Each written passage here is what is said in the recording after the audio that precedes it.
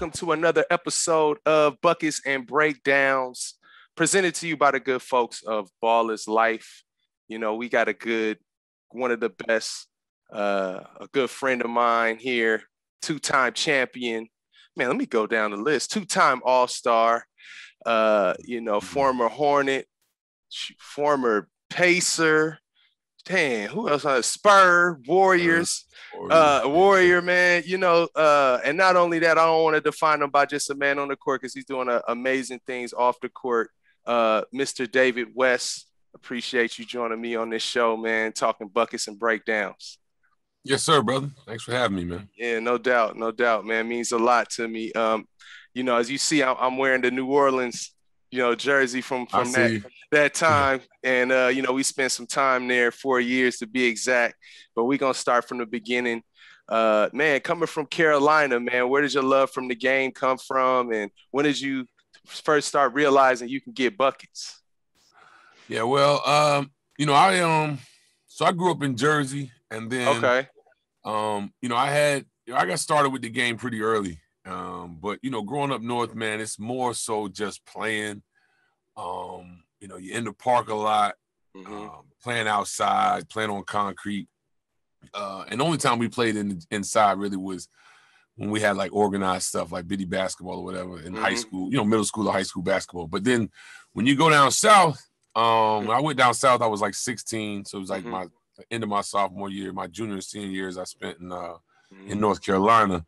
It was just a step up. It's like, everything's inside. So you got to go to different gyms because it's too hot to play outside. Right.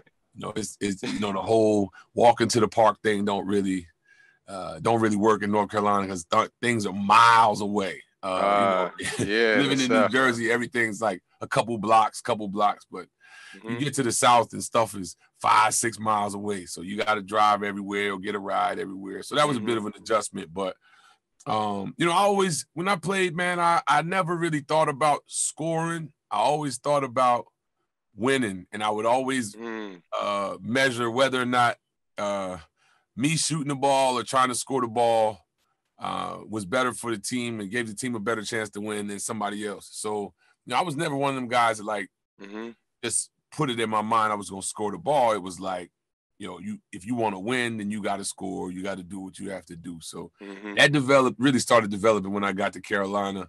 Had a good high school run down there, and then took a year, a prep school year at Hargrave Military. Yeah, what was that like, man? I was about to ask. That was my next question. Yeah. Well, Hargrave. Hargrave's a place you got to want to be. You gotta want to be there because it's tough. It's challenging.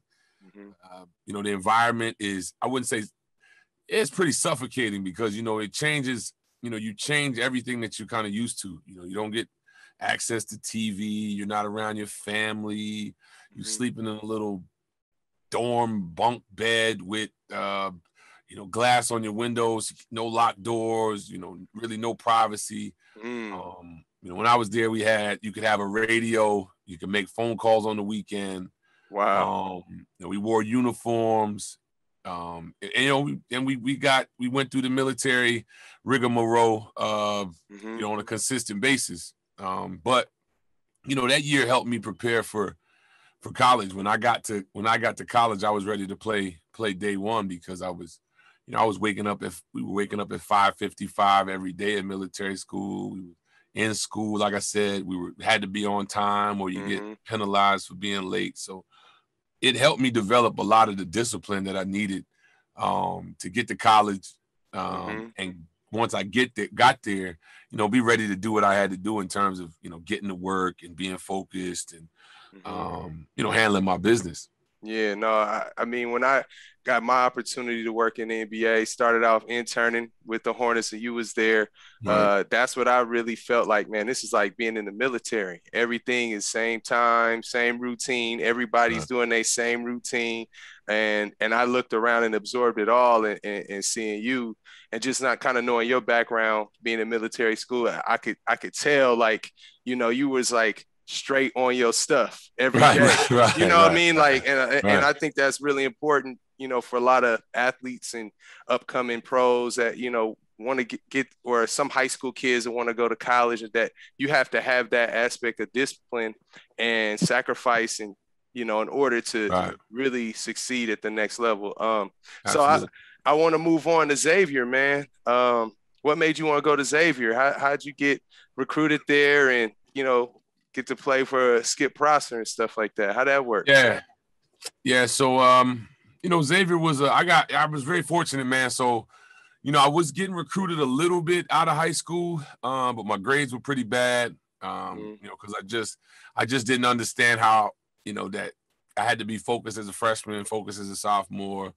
I was just going through it up in Jersey. So I was, after third period, man, I was out of school, man. So I wasn't doing a whole lot of work. So when I got to North Carolina, that was really like a second chance for me to try to get myself back together. But those 2 years weren't enough. So I had to do another year, basically another year of high school and prep school and military school. And that really shaped me up. But I really wasn't getting recruited. When I got to Hargrave, just about everybody had scholarships. There were a couple guys already committed. They were just, at the school to get that, whether the SAT score up or whatever.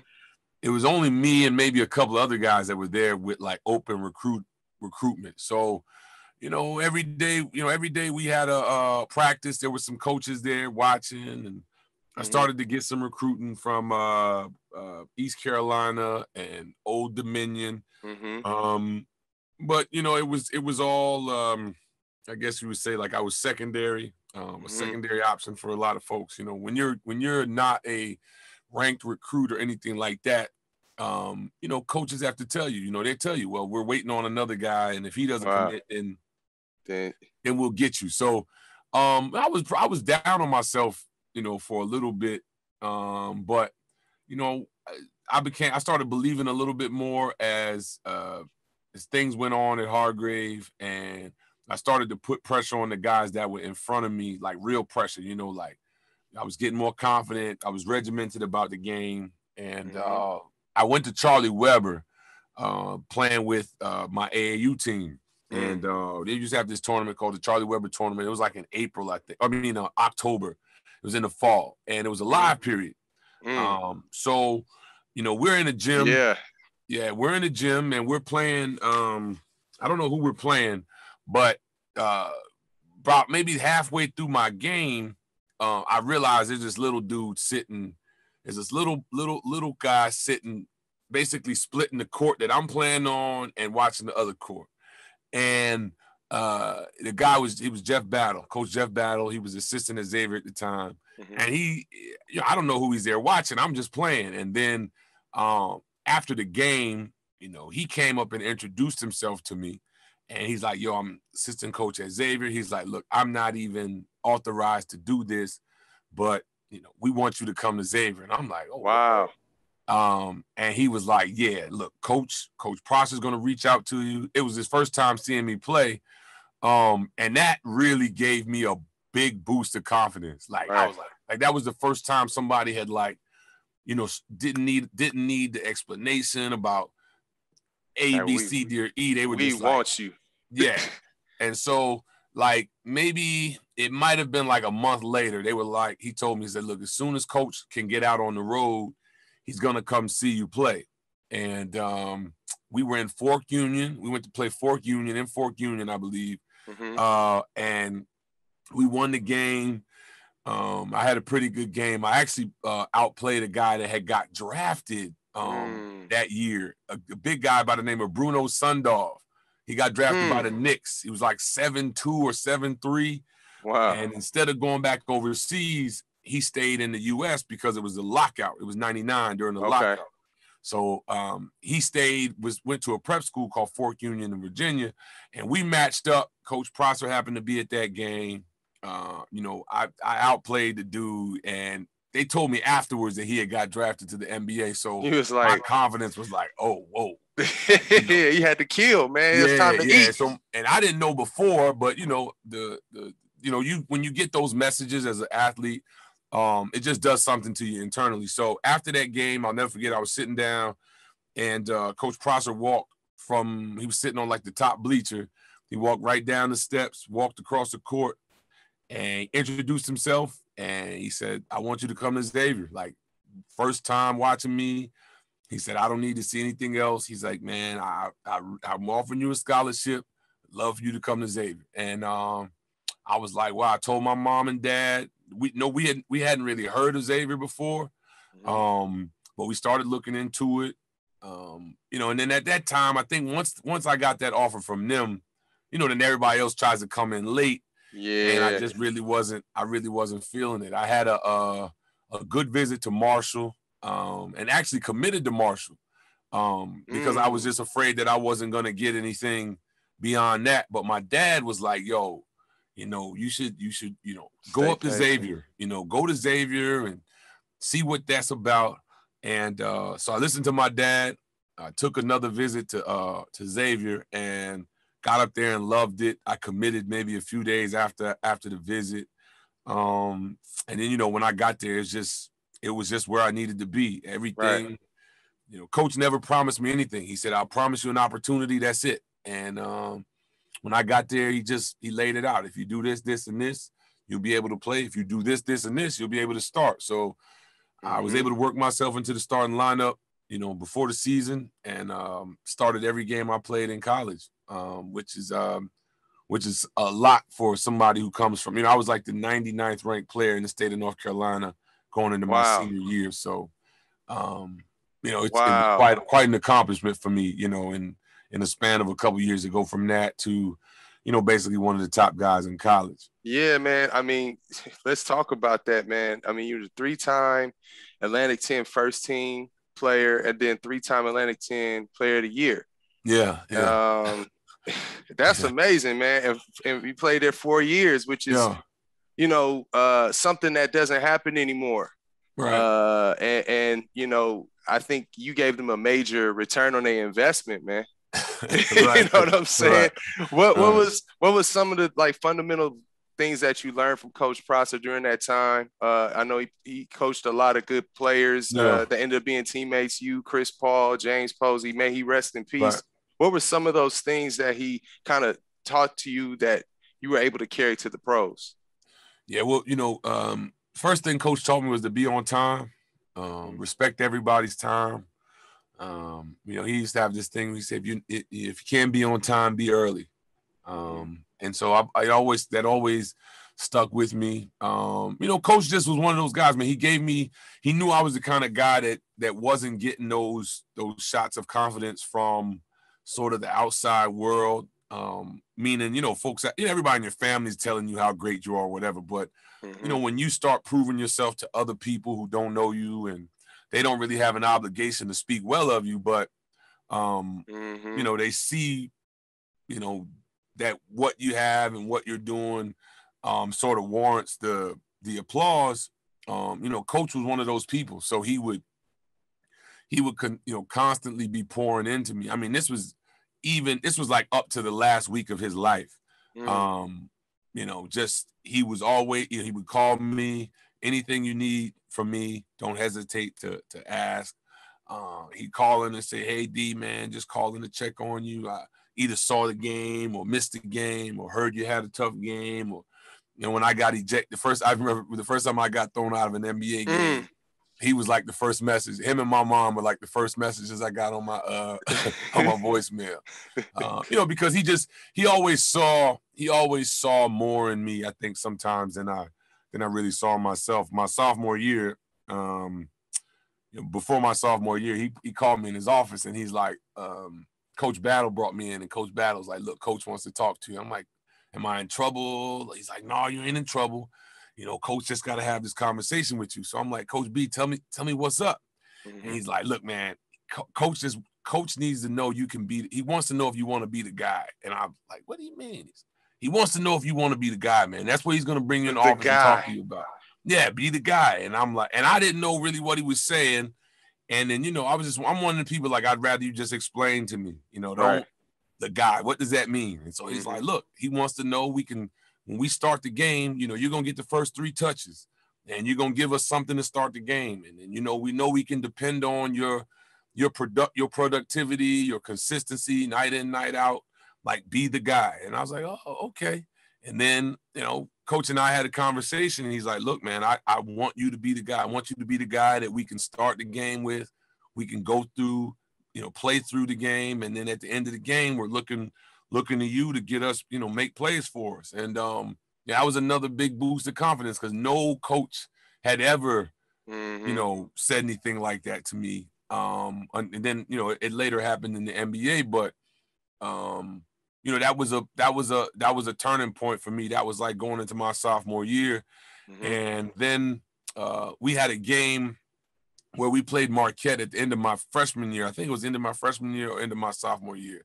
And Coach Crean, Tom Crean, who was a coach at Marquette at the time, he said, he made this comment in the paper about, David West is going to be in the NBA one day. And I remember I saved that quote because that was the first time somebody put that on me, that wasn't like my dad or my brother. And I'm like, man, we just finished playing against this dude. Why would he even say something like that? And I wasn't quite understanding it. Right. But, again, they were able to see what, what I was going to be able, I guess, grow into or develop into. But those different moments just sort of gave me the confidence to kind of keep going step by step. I never got caught up in, flirted with leaving after my junior year, decided to come back, because I just felt like I was in college. I was getting better every single year. And it was working out for me. Like I was one of those guys that, again, when you're not really heavily recruited, you fall into a spot that's, just beyond belief in terms of what I was able to do. Just maximize my time while I was there. And then eventually, it was time to move on after 4 years. But, I really got the most out of myself, and, was able to have a pretty good career, Xavier, that I'm proud of. And, yes, sir. And then again, it just worked out, man. It was just one of those places where things just worked out for me. Yeah, man. And that's one thing, like when I work with kids or any other guys on their way, like everybody's path is different. You know what I mean? And, and you just got to keep chipping away and put in the work. You can't, go away from that. And then you got to perform. And so, absolutely, take care of your body. And it's a lot that goes into it. So all your hard work, the way you played, got you to be drafted 18th overall, the New Orleans Hornets. Man, how was that for your dream to come true and get a chance to be in the pros and call yourself an NBA player, man? Yeah, I mean, that was, again, that was another shot in the arm. I'd done all this work in college, and then I was trying to figure out where I was going to go. And, I remember talking to Coach Mata, talking to Coach Prosser. And I remember what they both told me, which was basically like, just get the truth, to alleviate and eliminate all the mystery, just get the truth from the NBA teams. And so that was really what the whole NBA thing was about. They were, I went and interviewed a few agents, and some guys were blowing smoke, about where I was going to get drafted. Right. The guys who I eventually I went with Octagon, and they were just completely honest. I said, tell me what the NBA teams were saying. The teams were saying, look, you're going to fall between, I think it was 12 and 18, 12 and 20. And, so I didn't work out I think I worked out for Milwaukee, who had the 7th pick, worked out for the Bulls only when, I think Jay Williams had a motorcycle accident. And so the Bulls had to change, what they were thinking about in terms of the draft because of that. So I went in for the Bulls, and then everybody else, there were teams that, didn't think I was good enough, wasn't worth the workout, which was fine. It was just added motivation. And, I knew that there was some disparities and stuff just in terms of what people thought about me. Cause when I got to the combine, I think I measured like 6'8" and a half or something like that, barefoot. And I remember one of the scouts like, man, we thought you were like 6'5". And I'm like, man, 6'5". But y'all ain't been watching the games. Like y'all ain't even, and that it was just a different time, right? Social media wasn't available. And, I didn't have like the media machine behind me. So there were a lot of questions, about me that people didn't understand. And then I had like this unusually long wingspan for a guy my size. So, I went through the draft process, and a few teams were like, well, if we don't, this guy's there. So it's just like your college recruitment. Yeah, same thing, right? Same pattern. So when I got to New Orleans, Bob Bass, who's passed away, Bob was the president and the general manager basically. And before the workout even started, Bob was like, "Look, I'm gonna tell you right now. I've seen you play." He's like, "I drafted David Robinson, and he drafted somebody else. He's just, he had just had, he was knocking out the draft picks." And he said, "Look, if you're at 18, this is before the workout." He said, "We're going to draft you." And that was the first time I had gone to any, and I had been to probably 10 or 12 workouts up to that point.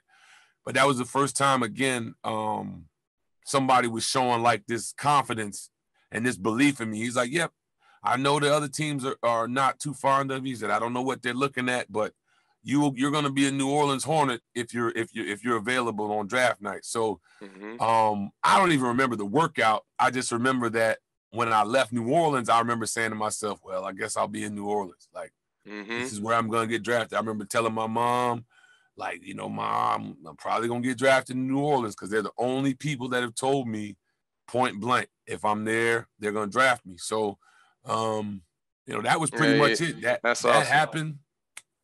And, I got to the Hornets and, that's where I started my career. Yeah, man. And so, I followed a lot. Obviously, my dad had a chance to coach you a little bit. And I remember, your first year, whatever, I think you were coming off the bench a little bit, first, second year. Then there was a summer league, right? Chris Paul comes into the picture, I believe. There's a summer league. And this is when I first really got to see you up close. And I'm there in the stands. I'm seeing you, you're hitting these mid-range shots. You're getting it down low. I saw that, okay, this dude is going to be a starter in the NBA. Like, he's going to, and my pop saw it too early. Right. And he was really happy with the roster that you guys had, because it's like you guys are under the radar and about to really make some noise. Right. Talk about just some of the stuff that you worked on, going from those periods and maybe not playing as much or getting the minutes or the points or rebounds to, you went from like 3 to 6 to 17 points and 7 rebounds. And right. So that's a major production boom. Talk about that. Yeah. Well, yeah. So, my first year, I was on the oldest team in the league, man. So I was like, and then on top of that, we had Tim Floyd, who's a good coach, but maybe not an NBA, didn't fit the NBA models for a coach. So Tim was in a tough situation with these older, established veterans. And so, I played up and down as a rookie, didn't play a whole lot of minutes, probably could have played more, but we had a lot of bigs and, again, guys who were just older than me and more experienced. So I understood that, and it was frustrating. But then my second year, Coach Scott comes, and we were transitioning to the West, so that was one thing that people don't realize. We were in the East my first year, and then that second year we went into the Western Conference, which is a totally different style of play. Even though you play everybody all year, you only play against the West when you're in the East twice. Right. But when you're in the Western Conference, you're playing against them teams 3-4 times. So you got to adjust. And, we had a roster built for the East. We didn't have a roster built for the West. Right. We had to, that second year, I think, basically it was like we had preseason, gave that team about 5 to 8 games in the regular season, and then just had to blow it up because, that team, we were older, with the exception of maybe myself and Barron and BD was there. Everybody else was old, though. Those other guys, guys were older. So, the team we had to go through a rebuild. But, I had actually, my second year, I had actually gotten into the starting lineup and I got hurt. I had a bone bruise. I had a bad fall against the Pistons. And missed like 55, 60 games or something. So that whole year was like a rehab, sort of rebalancing year for me. And when Coach, I remember talking to Alan Bristow, but then talking to Coach after that, and he was like, "Look, you got to get some reps and you got to get your feet under you." But up to that point, and even when I got hurt against that year, I was being stubborn about my style of play. And in college, I scored, I don't know, over 2,000 points, but I'm willing to guess like 1,800 of them were probably 12 feet and in.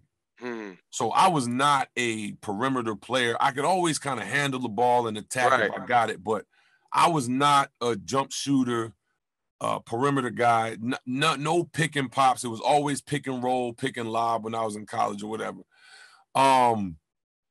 Going into that summer, so I came back the end of my second year, maybe played 10 or 15 games in the season just to get my wheels under me and just, get comfortable with being under the NBA stuff again.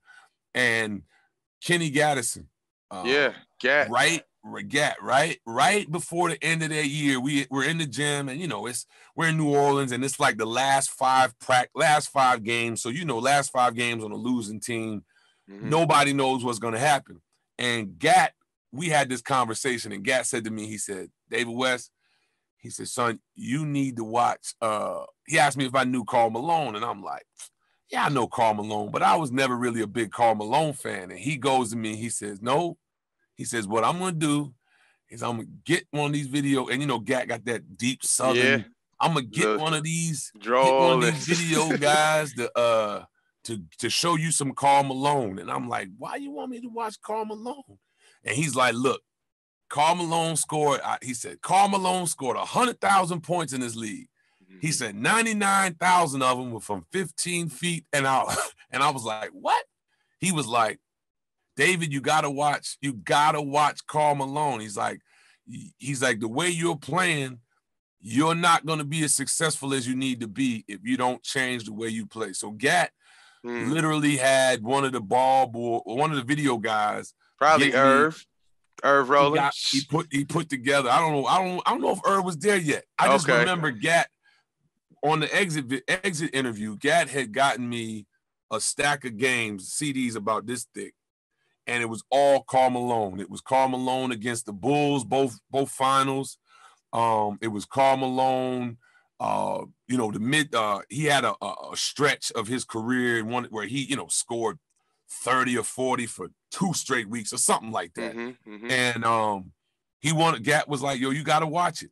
And I sat down. I said, okay, this guy wants me to watch Karl Malone. And I was completely blown away because all we used to see on the highlights of Karl Malone was what? Dunks. And the mailman. Stuff. We saw him crashing the lane, but those were like 2 or 4 points per game. The majority, that other 25 he scored was post up, face up, fall away jumpers, pick and pop jumpers, 15 to 17 feet. So, and Gat was like, look, man, if you want to stay around in this league, if you want to carve out a niche for yourself, you got to develop this jumper. So that summer, man, I was all jump shots. I started, challenging myself to make about 15. We had to make 15. I remember 15, had to go 15, at least 15 for 20 from each elbow. And that's just literally catching and shooting. And eventually by the end of that summer, I was just literally doing mostly, just reps to get this jump muscle memory, get that muscle memory, get your spots, get your timing, get your feet under you. Yeah. And it's so funny because guys have certain spots on the floor, right? Hot zones, man. And so what I'm learning with Gat, and shout out to Gat because he gave me some great advice my early years working in the NBA. But in the NBA, you have to have certain spots, right? That elbow, that circle, right? Like they used to give Paul Pierce the ball right there in that circle, Dirk Nowitzki right there, left, right block, whatever. But when you get to your spot, it's like your confidence is up there. So, and that's amazing. So you talked about Malone. And so when you and Chris were playing together, that's what I saw a lot. And for us, if you remember during that time, we didn't really have a lot of national televised games. We went Oklahoma City and New Orleans and different things like that. But I'm in the video room and I'm looking, I'm like, yo, y'all not seeing what's going on here? like we got something is happening right now. And it got to a point, right, where you became an all-star, right? And I remember us going up against the Lakers back in those days, and they didn't want no problems. I mean, with Chris getting wherever he needed to go, you had Tyson Chandler there. He's rolling to the rim. And then you had that little space right there at the elbow, Peja. You had Mo, Sue Bop, rest in peace, ready. And you guys ran. So I really want to talk about some of your go-to stuff, your buckets, right? Left block or right block? Left block for me. Yeah, left block. Okay. Left block for me, I think everybody fights on that left block. I mean, some of the best players in NBA history, left block. To me, it looked like if you get in the post and you can muscle your man in, it's left shoulder jump hook all day. Right. And then you also had some counters. You had some up and unders and different things like that. And then you also had this fadeaway, man, and this unbelievable touch. That's old school, like your Karl Malones, your Chris Webbers, my man C Webb. Like you had that. So talk about some of those go-to moves and how some of those counters came to be. Yeah, so it was just a matter of figuring it out. Like I told you, man, the majority of my game was at the rim or near the basket. So that third year, we were in Oklahoma. We were in Oklahoma City because of Katrina. And, we had just basically we had just worked on that middle pick and roll, middle pick and pop. That had just become our go-to. We knew that if we could get Chris – an angle into the paint, he could make the right read either at the rim or, for himself. We'd throw the lob or he would find, the shooters in the corner. And then I would be the guy, behind him. Trailing in sometime, So I had to, it was just a matter of trying to be efficient. And like, hey, man, if, you're not going to be able to just bang and muscle everybody or, even though that was a part of my game, it made it a lot easier when I could, take shots. And that was one thing that, I had to develop, when you come into the NBA, I think you have to have a certain level in order to be a top-notch scorer. You got to have a certain level of selfishness. And like I told you, I never had that selfishness. Like I always had to rationalize taking shots and being assertive offensively. Like, is this going to be the best for the team? Some guys, right? Like Kobe didn't just going, right? Man, I'm going to shoot the ball, right. And again, some guys are built like that, some guys are not. So I wasn't necessarily centered on being a scorer. And then even when I got to the league, I never envisioned myself being able to lead a team in scoring. And so, that third year in Oklahoma, like I remember Coach Scott having to tell me, like, hey, man, you got to take shots. And I'm like, even this one? He like, yeah. And this one, yeah. Like, take them shots. That. Like, take them. And then he was actually, and you can ask him, man, he would have to like tell me, yo, you probably got to take 10 to 12 shots in this first quarter for us to, I'm like, what? He like, you got to do it, man. Like, for us to win. Right. And leaving it open, the spot. Right. He's like, you got to take it. So that type of stuff, I had to be sort of coached into because, again, even though I scored a lot of points in college, it was a lot of system stuff. And it was I'm getting the finishes at the rim, at the end of the play, that type of deal. It wasn't like, yo, go to work as soon as you get it. And that was something that it took me a couple years, to figure out. But, being able to mix it up when we got Coach Clemens, he came and he had, longtime assistant under Phil Jackson, won championships with the Bulls. Same side. Coach Clemens told me, he told me one night, he said, you play hard. He said, and you compete and you try to do what's right for the team. I said, yeah, man, what else am I supposed to do? He said, you got to win your matchup on the stat sheet. And I was like, what? Game within the game. And he was like, you got to win. He's like, I know you going against Dirk Nowitzki's and all these other jokers. Oh, yeah, I'm going to talk about that. You got to show yourself. You got to show yourself on the stat sheet. And, it was those were the types of things that I was learning as a young player that don't seem like a whole lot, but they are. But they're like, they're game changers, because unless somebody tells you that, somebody puts that on your head, it's like, you just playing. I'm trying to win the game, right? You're just playing. But I had to be told and taught some of that stuff, and that was the benefit of having that coaching crew we had. Then we got Press. Press was making me. Paul Pressey, my guy. Yeah, he was trying to. He's telling me, man, you got to take a little bit more pride in your defense, and he was telling me, stop deferring so much, because again, I think it's a mindset, and a lot of guys. I'm not necessarily a natural scorer. Right. Again, I can do, for me, it was always rebounding, playing out of the high post, making passes. You can pass. I was about to say, I didn't want to disrespect your passing ability, because and even now the power forward spot is the hub of the offense, man. Right. And you them backdoor passes, double team passes, extra pass off the pick and pop to the corner, man. Like, you had that too, but keep on. I didn't mean to interrupt you, but I want to put some respect on your passing game. But that's a part of who you are. And then, other people are saying, no, you got to do more, and, that was really what I had to be pushed into, was to be a little bit more selfish, figure out how to compete on the stat sheet, and win some of these matchups. And then, you take your lumps. I think it took us, I didn't beat Dallas. We didn't beat the Mavericks until I think my 4th season in the NBA. Wow. Either 4th or 5th. Because we were fighting to get close. I believe it was the 4th.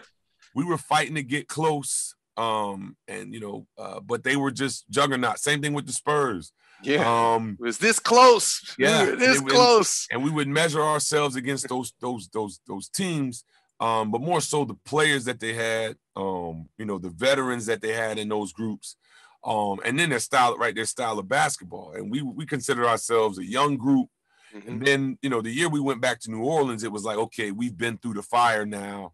We should let's crank it up and see what we can do. But knowing how to be successful is really the toughest part of figuring out who you are as a player. Like, guys have all these different ideas about what they want to be and what they think they are.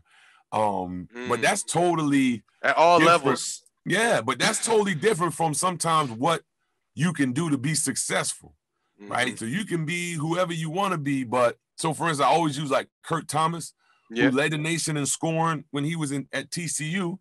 But I don't think Kurt ever came into the league with the idea of being the top scorer, on his team. He developed an identity as a tough defender, rebounder.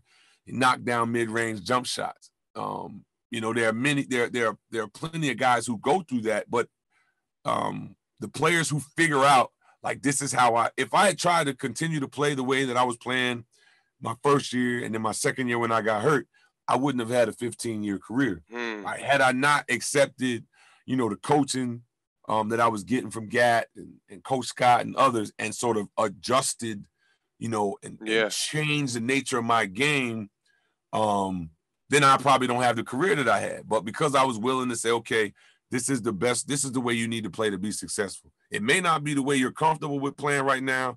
May not be, it may not even, pull out all of the things that you can do. But it's the best way for you to be successful. So, you got to be humble enough and smart enough to make that choice.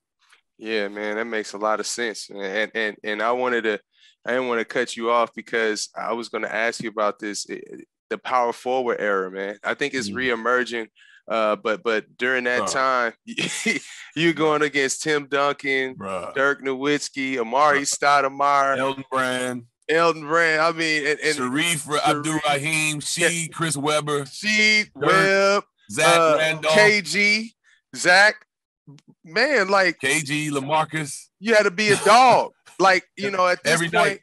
It might be the point guard era right now, right? But that power forward era, man, I would just remember, like, every night, like, yo, D West, and you was fighting for respect.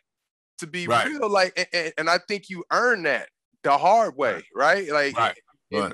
You know, again, it started,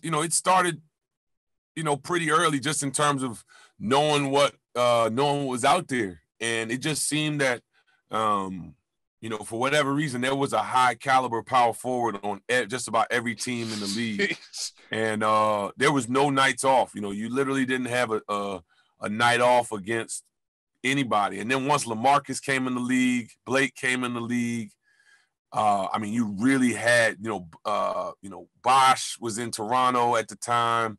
So you really had just tough players at that position every night. And my thing was, I just got to measure myself against everybody. I got to figure out a way, to have success against KG. I got to figure out a way to have success against Tim. I got to figure out a way to have success against Dirk, figure out a way to have success against all of them. Right. Regardless of who it was, it took my lumps and, bumps and bruises. I remember some, running into Detroit when they were just a machine. And, it was really the Pistons that I felt like, and Gat said this one time, he said, David, if you can score against the Pistons, you'll be able to score against anybody. So I would really try to gear up and really, I'd really try to just figure out a way to be successful against the Pistons, particularly when they had Ben and Rashid. Right. Mehmet Okur. Yeah, it was Tayshaun, who could switch off and play the 4-2. He was tough crew. Yeah, man. So I want to move on to, going to Indiana. You joined the Pacers. It's a whole new chapter. You're on the East Coast.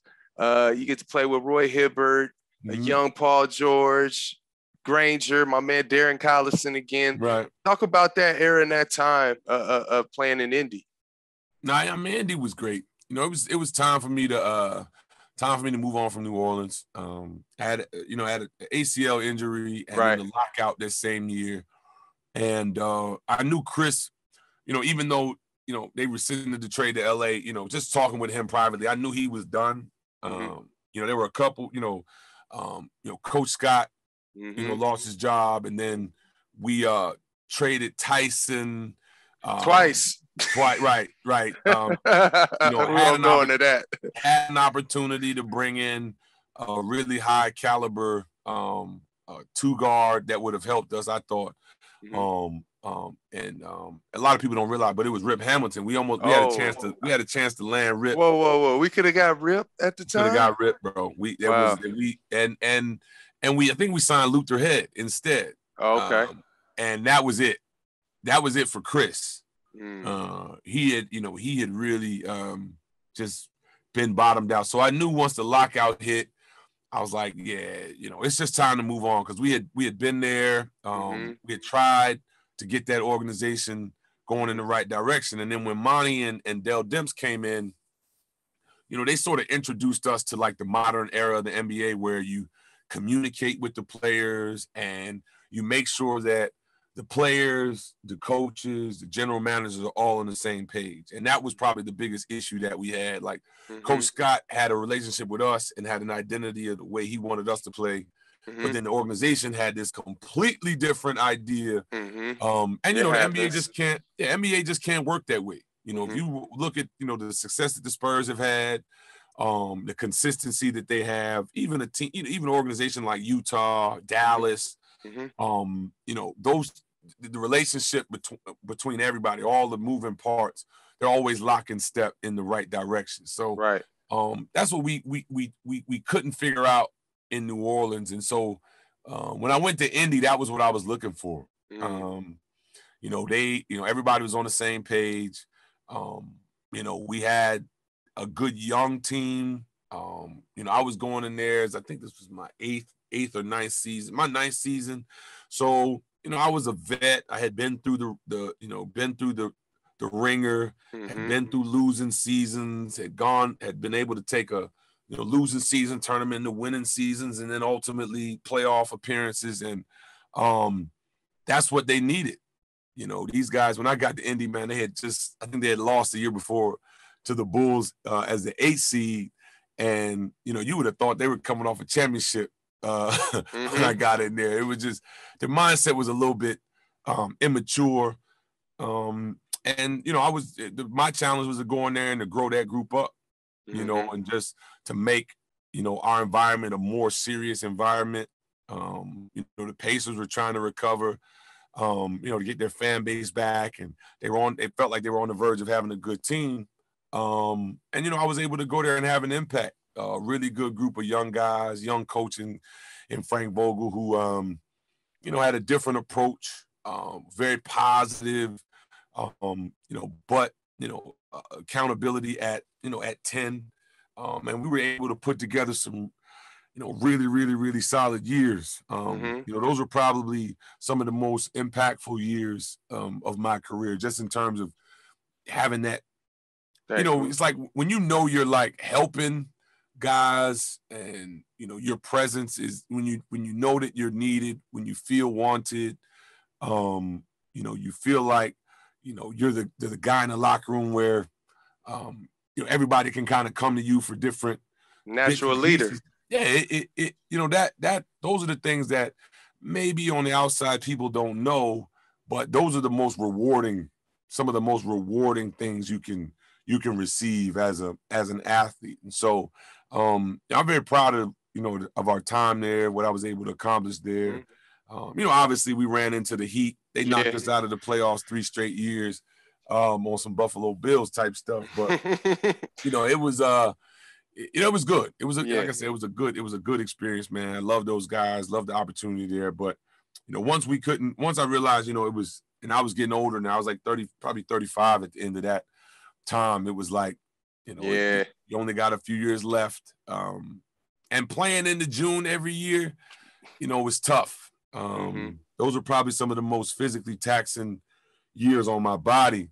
So, as we got into the fight with the Heat, and I'd gone through a change in terms of my body, because I think in New Orleans the heaviest I was maybe 238, 240. And when I got to Indy, Coach Vogel is like, look, man, he told me, he said, I want you and Roy to be big, nasty, and strong. And so, we just hit the weight room. I put on, the heaviest I got, Game 7 in Miami, I was 273 when I got on. Damn, you were 273? Yeah. You always been kind of swole, like. Right. Well, that was the heaviest I'd ever been in my life, in my career. Most of my time in Indy, I was, I kept 250 as the official weight, but I typically played every night at about 260, 263. Wow. That was my range. And then, during the playoffs, you know how it is, man. You eating more specific, and you're getting rest. So I'm like, man, I can get bigger than that. So I had really pushed the limits of what my body could do. And just carrying all that weight, it's tough. Yeah. So then I went through that, because that was what we needed to do, what I needed to do to be successful in Indy, right? It's always about adjustments. And that was what Coach wanted to do. He wanted to be smash mouth, he wanted to be physical, wanted to be tough. Wanted to play a slower game, because the NBA was moving so fast, and he wanted to stay with two bigs. Which we did. But we ended up turning out, we turned out to be one of the best defensive teams. In those couple years, we had some of the best, defensive rankings in the history of the game. So super proud of that crew. Yeah, because you had DC. I think George Hill was there, guys that can really impact the ball early in the pick and roll. And then you have Roy behind you that can, be there for help and blocking shots. And he's a communicator. I spent time with Roy in LA. And then Paul George right now, one of the best two-way guys. So, even, playing with a young Paul, seeing him emerge, man, I know he gives you a lot of props and praise. How was that to see a superstar emerge like that? Nah, it was great, man, because, when Paul was down, he had been told, right, he was never going to make it in the league and all these other types of things from former coaches and stuff. So his confidence wasn't great. And I remember the first time we played the Heat when LeBron and those guys had gotten there, and they were dragging us at halftime. And coach comes in the locker room, and he's specifically talking to Paul, and he's like, he's got this, he had this way of like cussing you out, but like building you up. So he's like telling Paul how good he is, but he's cussing at him about it. Like, it's like, motherfucker, you're as good as these, you're as good as anybody out here. Like, believe it, and that's Frank's strength. Like, he really made Paul believe. He made Roy believe, made George Hill believe, he made me believe, made Lance believe, made us believe that we deserved to be one of the better teams in the league, and that we were one of the better teams in the league. Like, he was hell bent on making us accept that. We ended up getting a third seed that one year, and we knocked off the Knicks. And that was a series where nobody had picked us to win. And, Frank made us believe it. He would not allow us not to believe that we were one of the best teams in the league. We started off one of those seasons with 16 or 17 and 0, something like that. So he was like, look, we can go a whole month without losing a game. You don't think we can't? Like, he's one of those guys. So I love that. He made Paul believe, that, he was good enough to be one of the best guys in the league. And, Paul hasn't looked back since. He's just, continued to evolve. Yeah. Continued to just be a dynamic player on both ends of the ball. For sure, man. So I want to transfer over to your Spurs days, man. You get to play in one of the places that's revered as one of the best cultures, organizations in pro sports, really. Sports, right. Yeah, right. And I got a chance to go down there and watch training camp for a week. And it's the little things, man, that I noticed that were just amazing. It was somebody waiting at the door like, hey, Thomas, oh, yeah, you're here. Welcome. Gave me a name tag and, would you like some water or coffee or anything? Like, no, I had my little notepad with me. Right. And he's like, oh, yeah, we have a seat for you right here. And they let us watch the whole training camp. I was out of the league at the time, so I'm just always still trying to learn and pick up new things. And I got to see Pop in action and how he held everybody accountable. Right. Yeah, and I thought that was amazing. There was other coaches sitting there watching. I mean, WNBA, college, high school, didn't matter, overseas. And I felt the spirit of basketball was amazing in there. Just share a little bit about that with the Spurs. Yeah, so, my decision to go to San Antonio was it was pretty selfish one. I've told people this, man, like, I had made a lot of decisions in my career that, I put a lot of folks in front of me. I had really admired the Spurs, and, I'm a basketball, junk. Like, basketball is what I know. I'm a thinker in life, but, in the game, I've always used my mind to get advantages in the game of basketball. And, the science of it has always intrigued me. And when I got an opportunity to go there at the end of my career, I just made the choice. I'm gonna go down. All I was worried about was being in an environment that I could learn. My best basketball days were behind me physically, and so I knew that at this point I wanted to be in an environment where we had a chance to win a championship, had a chance to win games every single night, but also I would be able to learn. Is somebody who, I love coaching the game of basketball. I think it's one of the best ways to reach young people. So I had thought about it. And I said, I have been in some pretty good basketball environments. There was a lot of things that I learned throughout, my time in New Orleans, and, the different coaches. I had 3 different coaches in New Orleans, had 1 coach in Indy, 2 different coaches in college.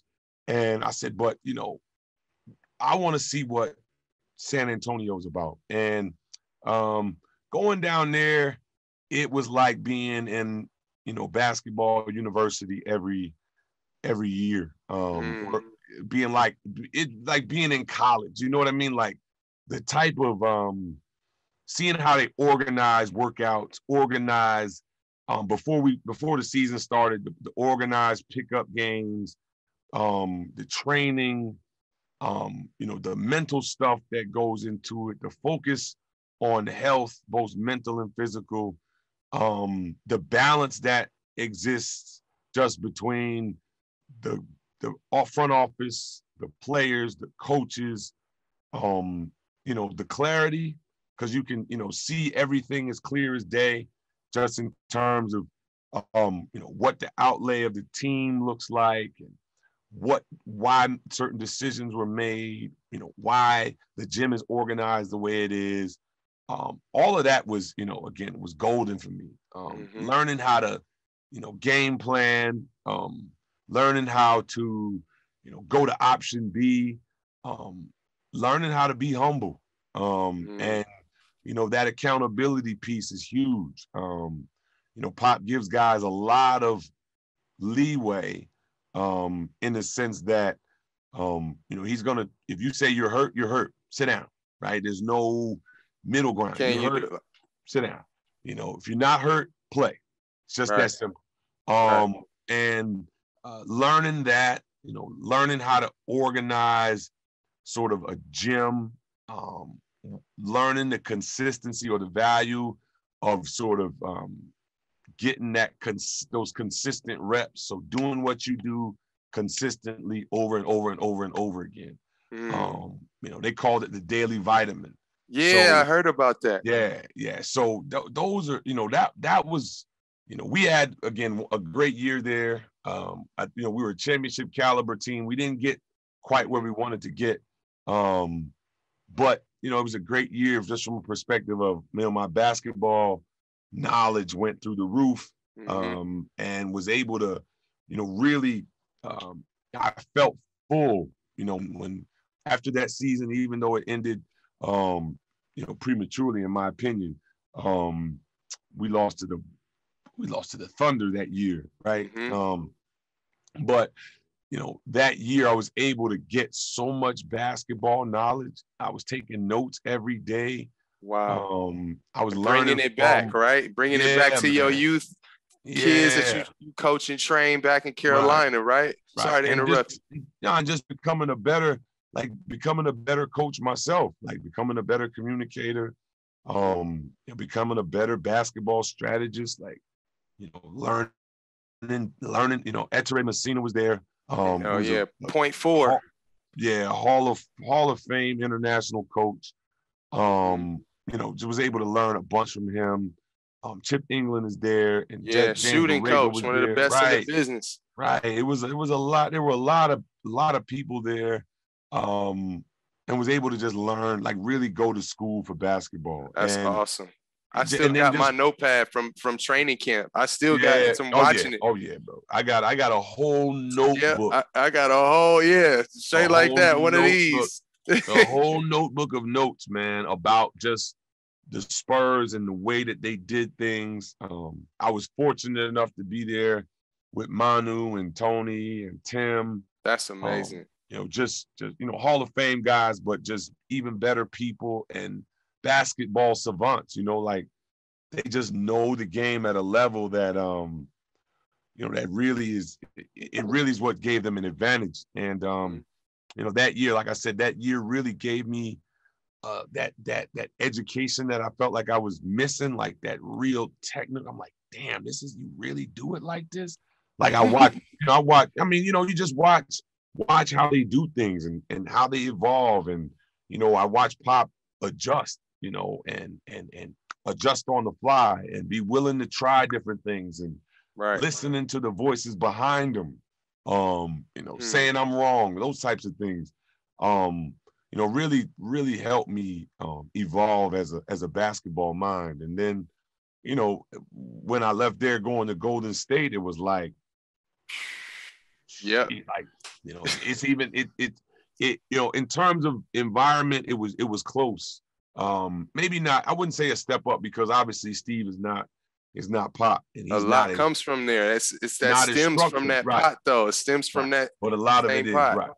Right. Yeah. Absolutely. So I got a little funny moment, a little story I'm gonna share. So obviously we ran through cross paths. I was with the Lakers. You were with the Spurs. and I see your wife, Leslie, right?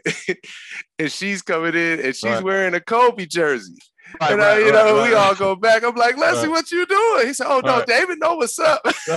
I'm rocking my Kobe jersey. I thought that was so funny, man. And she was like, no shame and didn't care. In the family room, all of that. It is what it is. Y'all can say what y'all want to say. Shout out to Leslie.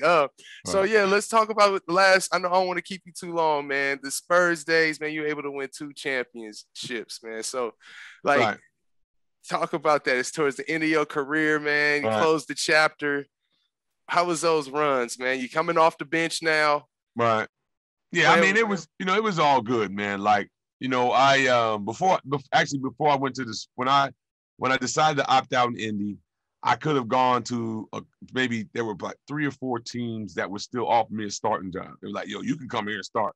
And I was like, yeah, but that ain't really what I want to do at this time. After my year with the Spurs, I still had an opportunity to be a starter in a couple places. And I was like, really?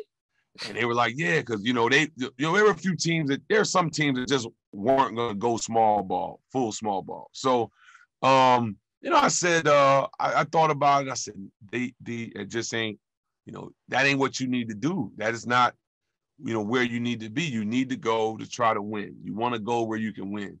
And, I was probably going to stay in San Antonio, but then I got word that KD hit me up. And, KD and I were cool, but we weren't like, we had never crossed paths, but we were, had seen each other. We knew each other. We were cool like that. And so he just sent me a text like, yo, let's go rock out and win some championships, man. Like, I was like, all right. And then I'm like, yo, you hadn't even made a decision yet. He like, nah, but I'm going. And I just want to make sure you know that I'm gonna go because I heard, Bob said there's a chance you could come. So, once KD told me he was going, I talked to Steve. Steve had a role that he wanted me to play within what he was trying to do. And he, his thing was, I don't think we're gonna have a weak spot on our team. I just need, he said we just need to have that, we need toughness and we need that consistency of how we play to get back on top because they were coming off losing to the Cavs. So I went in there, free. I enjoyed the hell out of my time in Golden State. We were, at the top of the pecking order for those 2 seasons. Yeah. Got everybody's ball. Yeah, man. Got everybody's best shot. But I was still, again, I was happy with the way I was able to play there and contribute and get a lesson in basketball again, man. Like learning, watching Clay and Steph train every day. I just don't think people understand how hard and how much work and time those guys put into shooting the basketball. And I was able to, see it firsthand. Right. And again, another opportunity to learn. I was there for a couple seasons. Learned shooting routines, learned sort of the day-to-day grind that it takes to become an unconscious shooter. I told those guys, I said, I'm gonna produce the next one. I'm gonna produce a Steph Curry, Klay Thompson hybrid type cat somewhere. Yeah. Because that's what I like to do, man. I like everything that I've learned in the NBA, man. I literally try to take it and dump it into young kids and hope that it sparks in one of their heads, and next thing you know, they're being the NBA. So yeah, I love it. I understand. I do the same thing, man. It's that light bulb moment that these kids can have through maybe one thing that you say or show them that propels them for the rest of their career. And it's a true passion and love to see that. I mean, doing this show and this platform is my hope to kind of, we rap all the time and get that to the masses. And so it helps the next one and inspire the next person to make their dreams come true with the game. Absolutely. Last thing what I kind of end the show with is just a few questions, kind of fill in the blanks, man. best go-to move of all time, and you being a post player, sky hook or fadeaway? Oh, I would say who's fade? I mean, you talking about Jordan's fadeaway? Yeah, because Kareem the only one that shot the sky hook. Yeah, so that's what I'm saying. It's out of the Jordan fadeaway or the Kareem sky hook. What was the best? Like, what do you prefer as like that's the best go-to move of all time? Best bucket? Man, I would have to say the Jordan that turnaround fadeaway. But the shoulder fake first, right? So MJ always back, 2 dribbles, left block, 2 dribbles, right? And sometimes he would fake baseline, turn middle. Other times he'd fake middle and shoot the turn, the fall away on the baseline. I would say that one because, that sky hook was such a unique shot. Only person shot it was Kareem. Right. You haven't seen any other big guys adopt it. But with Jordan's turnaround, LeBron uses it, KD uses it, CP uses it. All these guards, all these guys, D Wade used it. All of these guys, Kobe obviously, all of these guys use that. So okay, that's why I would say that one is probably better because you got to be 7'1", right? You got to have that kind of touch that Kareem had to shoot that sky hook, and literally nobody shot that shot but Kareem. I hear you. There's no wrong answer on this one. No wrong answer. Yeah. Fill in the blank. Who brought the best out of you as a player? And it could be an opponent. It could be a teammate. It could be a coach. Brought the best out of me? Yeah. Shoot. I mean, that depends. As from a player standpoint, I think I think Coach Scott and Frank got me playing at my highest levels in the NBA, right? They were able to really pull that maximum point out of me. Like feel like Coach Scott got me to my breaking point. I feel like Coach Vogel got me to my breaking point. Like, I can't do no more. This is it, right? So I would say, in those two coaching scenarios in the NBA, those two guys able to pull the most out of me. But then in terms of a player, I would say like when I would go against guys like Dirk or KG or Tim, my whole thing was, I never lied to myself. So I always knew, like, you not them. I think people, I think that turn people off sometimes. Because people be like, yo, man, you don't believe in yourself. I'm like, no, it's not that I don't believe in myself. I don't lie to myself.